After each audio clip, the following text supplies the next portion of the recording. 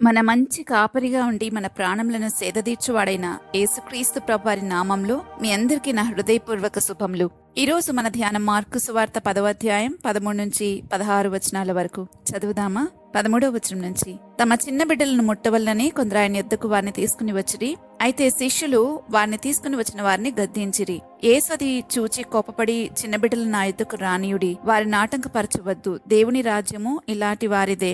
చిన్న బిడ్డ వలె దేవుని రాజ్యం అంగీకరింపనివాడు అందులో ఎంత మాత్రమూ ప్రవేశింపడని మీతో నిశ్చయముగా చెప్పుచున్నానని చెప్పి ఆ బిడ్డలను ఎత్తి కౌగిలించుకుని వారి మీద చేతులుంచి ఆశీర్వదించును అని 16వ వచనంలో మనం చదువుతాం. ఇక్కడ 13వ వచనంలో కొందరు తల్లిదండ్రులను చూస్తున్నాం. వారు వారి చిన్న బిడ్డల్ని ప్రభు దగ్గరికి తీసుకుని వచ్చారు. వారికున్న ఆసక్తి నిజంగా చాలా మెచ్చుకోదగినది.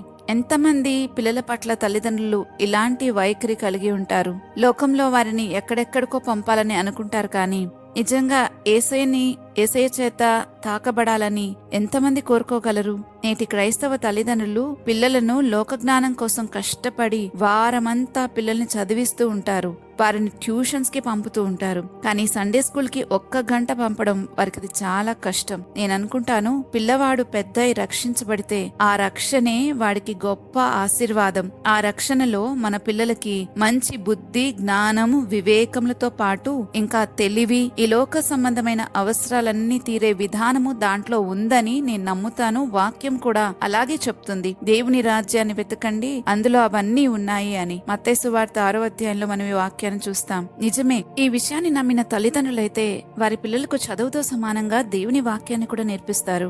సెక్యులర్ స్టడీస్ కోసం ట్యూషన్ టీచర్ని పెట్టినట్లుగానే దేవుని జ్ఞానం కోసం, ఆ వాక్యాన్ని నేర్పించడం కోసం ఎవరైనా టీచర్ని తప్పకుండా ఏర్పాటు చేసుకుంటారు. నమ్మని వారైతే ఆ విషయాన్నే పట్టించుకోరు. ఇప్పుడే ఏం అవసరం లేదులే, పెద్దయిన తర్వాత నేర్చుకుంటారు మా పిల్లలు అనే ఒక నిర్లక్ష్యంతో ఉంటారు. ముందు బాగా చదువుకుంటే చాలు అని అనుకుని దానికోసమే ఎంతో ప్రార్థనలు చేస్తా ఉంటారు. చాలా మందికి దేవుడు అంటే ఒక అవసరాలు తీర్చే వ్యక్తి మాత్రమే అలాగే చూస్తారు. కానీ కొద్ది మంది మాత్రమే ఆయనే నాకు అవసరం అని గుర్తించి పిల్లలకి కూడా అదే నేర్పుతారు. అలా నేర్పగలిగితే వారు ప్రతిదానికి పేరెంట్స్ మీద ఆధారపడకుండా దేవుని మీద ఆధారపడటం నేర్చుకోగలుగుతారు. దైవజ్ఞానం కలిగిన వారెవరైనా తల్లిదండ్రులను సన్మానించకుండా ఉండరు. ఎందుకంటే భక్తిలో అదొక భాగం కాబట్టి దైవభక్తిని నేర్పిస్తే పిల్లలకు అన్ని విషయాల్లోనూ సమతుల్యతతో ఉండి జీవితంలో ఎంతో బాధ్యతాయుతంగా ప్రవర్తిస్తారు. ఈనాటి ధ్యాన భాగంలో శిష్యులు పిల్లల్ని ఆటంకపరిచారు. కానీ నేడైతే తల్లిదండ్రులే పిల్లలకు ఆటంకంగా ఉన్నారు అనేది మనం చాలా చోట్ల గమనిస్తాం. వారు పిల్లల్ని దేవునితో కనెక్ట్ చేయలేకపోతున్నారు. అందరూ సేవకు సమర్పించబడాలని కాదు, కానీ అందరూ దేవునితో వ్యక్తిగత సంబంధాన్ని ఏర్పరచుకునేలాగా పిల్లలను ప్రోత్సహించాలి. అదే సరైన పేరెంటింగ్ అని మనకు అర్థమవుతుంది కదా. పిల్లలు ఏ హోదాలో ఉండాలో, పెద్ద అయితే వారు ఏమవ్వాలో అని చిన్నప్పటి నుండే వారి గురించి గొప్ప ప్రణాళికలను కలిగి ఉంటారు చాలా మంది. కానీ దేవుని రాజ్యంలో నా పిల్లలు ఏ హోదాలో ఉండాలి అని ఆలోచించే తల్లిదండ్రులు ఎంతమంది ఉంటారు ఈ రోజున? లేఖన భాగాల గురించి టైం టేబుల్ వేసి పిల్లల్ని చదివించి వారి యవన దశలోకి వచ్చేసరికి వారి హృదయంతా వాక్యంతో నింపగలిగిన తల్లిదండ్రులను ఎంతమంది చూడగలం? నిజంగా ఈ రోజున యవన బిడ్డల యొక్క హృదయం వాక్యంతో నింపబడి ఉంటే వారి నోరు వాక్యమే మాట్లాడుతుంది, వాక్యాన్ని గురించే మాట్లాడుతుంది. ఎందుకంటే వాక్యం స్పష్టంగా చెప్తుంది, హృదయం నిండి ఉన్న దాన్ని బట్టి ఒక నోరు మాట్లాడును అని. మరి మన పిల్లలు మాట్లాడే మాటలను బట్టి మనకు అర్థమవుతుంది వారి హృదయంలో ఎంత వాక్యం ఉందో అని. ఇక్కడ ప్రభు అంటున్నారు, చిన్నపిల్లల్ని ఆటంకపరచవద్దు అని. ఈ మాట అన్న తర్వాత ఆయన ఇంకొక 2వ మాట కూడా పలికారు. అదేంటంటే, చిన్న బిడ్డ వలె దేవుని రాజ్యం అంగీకరింపని వాడు అందులో ఎంత మాత్రమూ ప్రవేశింపడు అని. ఈ రోజు ధ్యాన భాగంలోని 2వ విషయం ఇది. దేవుని రాజ్యంలోనికి ప్రవేశించే వారికి బేసిక్ రిక్వైర్మెంట్ ఇది. ఎందుకంటే ప్రభు అంటున్నారు, చిన్న బిడ్డల వలె దేవుని రాజ్యం అంగీకరింపనివాడు అందులో ఎంత మాత్రము ప్రవేశింపడు అని. మీతో నిశ్చయముగా చెప్పుచున్నానని చెప్పారు. చిన్న బిడ్డ వలె దేవుని రాజ్యాన్ని అంగీకరించడం అంటే ఏంటో చూద్దాం.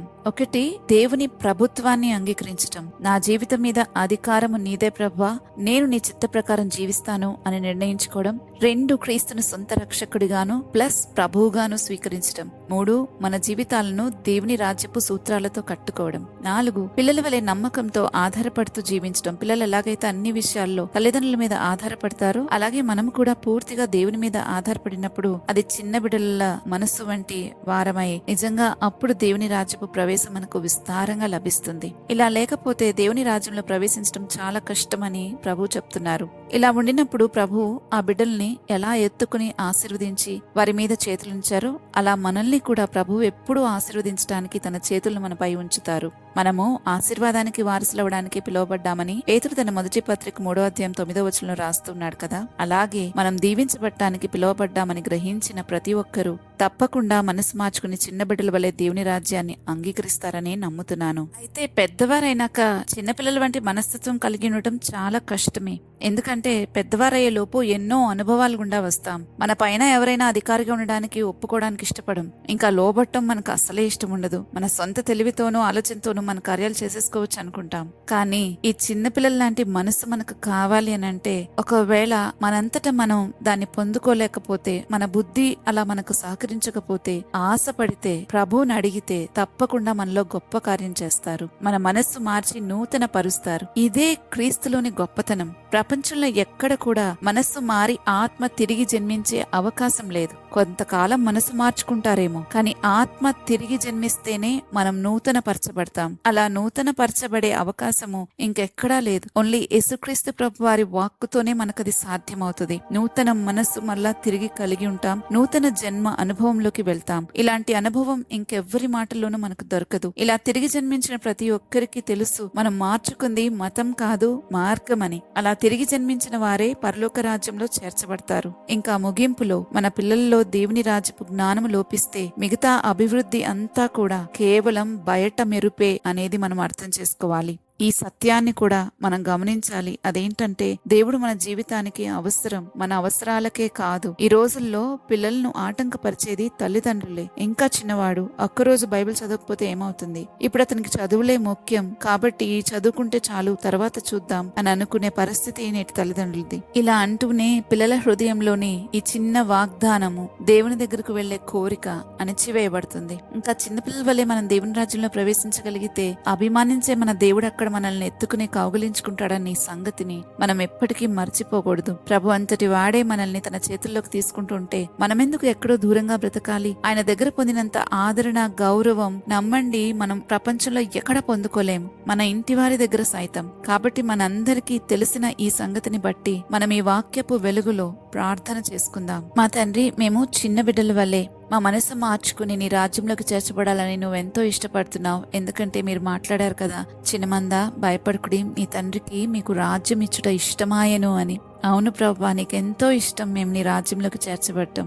అయితే అలా చేర్చబడటానికి మాకున్న ఆటంకాలను తీసివేయమని వేడుకుంటున్నాం. మా పిల్లలు పెద్ద అయితే వారు ఏమవ్వాలి, ఏ ఉద్యోగాల్లో ఏ హోదాలో ఉండాలనే ప్రణాళిక కలిగినట్లే వారు పెద్దయ్యాక నీ రాజ్యంలో ఏ హోదాలో ఉండాలి అనే ప్రణాళిక కూడా మేము కలిగి ఉండటానికి సహాయం చేయమని వేడుకుంటున్నాం. వారు పెద్దవారయ్యేసరికి వారి హృదయం అంతా వాక్యంతో నింపబడి ఉన్నట్లు సహాయం చేయండి. వాక్యంలో స్థిరపడి ఉండేటట్లుగా కృపచూపమని ప్రాధేయపడుతున్నాం.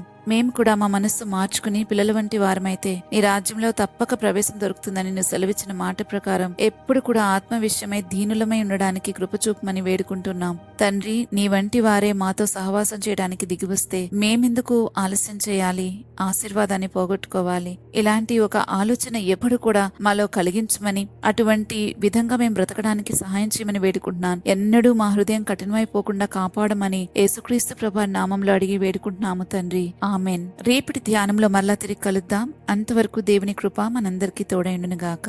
ఆమెన్.